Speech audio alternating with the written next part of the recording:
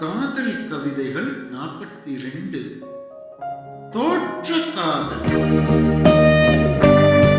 எப்போதும் காதலுக்கு 2 வழிகள் உண்டு. எப்படி வாழ வேண்டும் என்று சிந்திக்க வேண்டும், அல்லது எப்படி சாக வேண்டும் என்று சிந்திக்க வேண்டும்.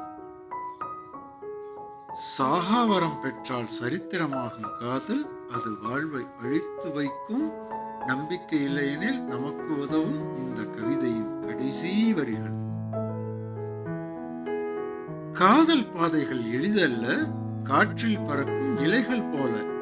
ஒவ்வொரு அடியிலும் பிரிவின் நிழல் பின்தொடரும். சந்தோஷ தருணங்கள் சிறு பிம்பமாக மாறிவிடும். துயரம் பெருங்கடலாய் கண் முன்னே பறந்துவிடும். கண்ணீரை துடைக்க கைகளை கொடுத்தாலும் அதே கைகள் ஒரு நாள் கண்களையே காயப்படுத்தும். அதே கைகள் ஒரு நாள் கண்களையே காயப்படுத்தும். காதல் ஓர் பேரொளி, காதல் ஓர் பெரும்வழி, காதல் ஓர் போர்வெளி.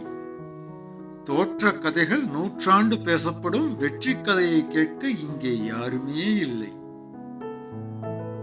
ஓ காதலர்களே, வென்ற காதல் சரித்திரத்தில் பதிவாவதில்லை. உங்கள் காதல் மட்டும் தோற்கக்கூடாது, ஆனால் அது சரித்திரமாக வேண்டும் என்று நினைத்துக் கொள்கிறீர்கள். என்னப்பா நியாயம் இது? அதாவது மக்களே, அந்த 2வது பத்திக்கு என்ன அர்த்தம்னா, சாகாவரம் பெற்ற காதல் சரித்திரமாகும்.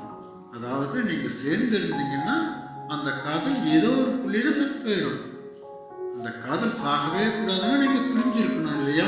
அதான் சொல்லுவாங்க. இப்ப மறுபடியும் கவிதையை வாசிங்க, சூப்பரா இருக்கும். எனவே இந்த சேனலுக்கு சப்ஸ்கிரைப் பண்ணுங்க, லைக் பண்ணுங்க.